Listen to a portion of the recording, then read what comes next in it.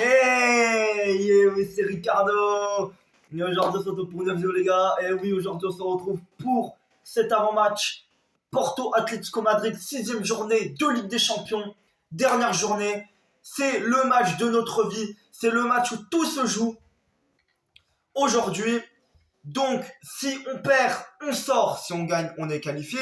Si on est nul, tout dépendra du match Liverpool-Milan. Voilà. Donc, chaque résultat change le cours de ce groupe, pour nous en tout cas, car chaque résultat nous conduira à un endroit. Donc la victoire c'est les huitièmes, le nul c'est l'Europa League de sûr. Attends, je dis peut-être de la merde. Oui, c'est l'Europa League de sûr. C'est l'Europa League de sûr, vu que l'Atlético finira de toute façon derrière nous. Vu qu'ils jouent contre nous et si on fait un nul, ils auront dû en prendre retard, c'est logique. Mais Milan pourrait quand même repasser devant nous, hein, si jamais ils gagnent.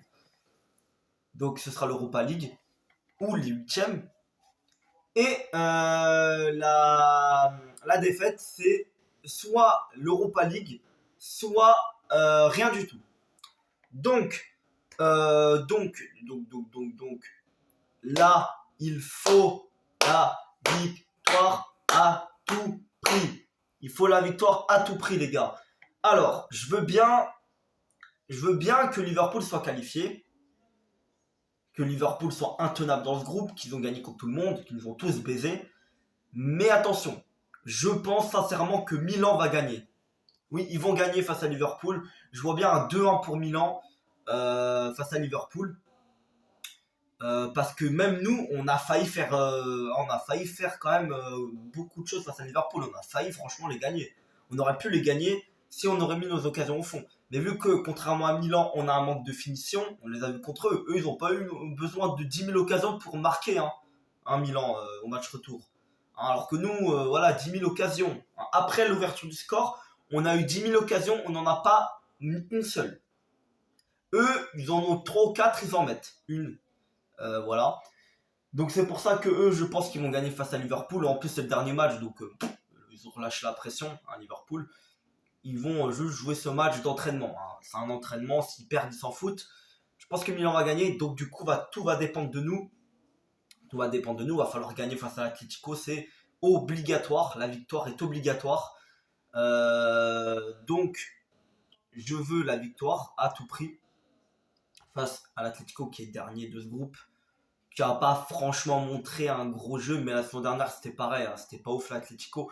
Et à la dernière journée, ils se sont qualifiés et ils sont allés en huitième.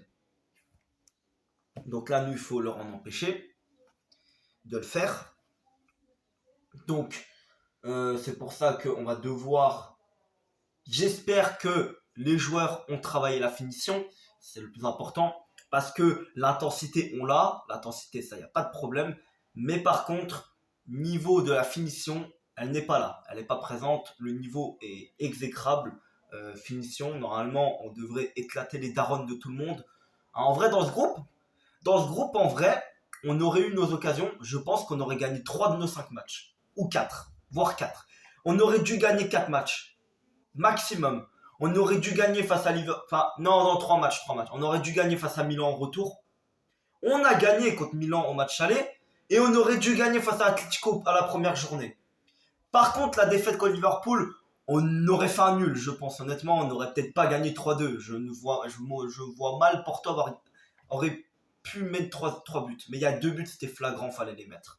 Il y aurait dû avoir 2-2. Donc, on a perdu au moins 5 points. En gros, 2, 3, 2 face à Milan, on perd 5 points en tout. On perd 5 points. Donc, on aurait dû clairement être déjà qualifié pour les huitièmes. Voilà, il fallait être clair. Donc, là, maintenant, faut tout donner. Il faut tout donner. Et il faut les battre, tout simplement. Donc, moi, quelle compo je veux avoir? Notamment, de toute façon, la compo, je vais pas vous la faire. Mais moi, je voudrais bien le 4-4-2 classique. Diogo Costa au goal. Alors, Pépé, je me demande s'il s'est remis de sa blessure, je vais voir. Enfin, je vais voir de toute façon sur le terrain s'il est là. Mais s'il n'est pas là, bah, ce sera Ebemba Marcano, normalement, ou Fabio Cardozo, parce que je vois que Marcano ne joue pas non plus. Alors, est-ce qu'il est blessé ou pas? Ça fait un bout de temps, je ne l'ai pas vu jouer, hein, Marcano. À gauche, Zaidou. Zaidou à gauche parce qu'il est clairement bon en ce moment, il est très bon. À droite, João Mario. Au milieu de terrain, on a Vitinha et Sergio Oliveira parce que Matheus Uribe, ce grand con, hein, qui fait des fautes stupides, bah il est pas là. Alors ce grand con, juste mentalement, hein, enfin juste dans sa tête, hein, parce que niveau sur le terrain, il est très très bon, il est incroyable. Mais des fois, voilà, il pète les plombs, il fait des erreurs. Ça peut arriver. Il est encore un peu jeune quand même. À gauche, Luis Diaz, à droite, Otavio. Et en pointe, on a Taremi et Van Nilsson. Pour moi, ce sera tout ça. Taremi, peut-être le changer s'il est mauvais avec Pépé. Voilà, aussi. Parce que clairement, Taremi n'est pas dans un grand moment. Hein, depuis au moins un mois déjà. Donc, c'est pour ça que Pépé, ce serait pas un scandale de le voir aussi. Titulaire. Pour moi, bien sûr. Parce que la compo, elle est déjà disponible, mais je suis pas encore allé la voir. Bon, les gars, je vais vous laisser. Donc, on est tous derrière Porto. Et score final 2-0, un doublé de Luis Diaz. Bon, salut.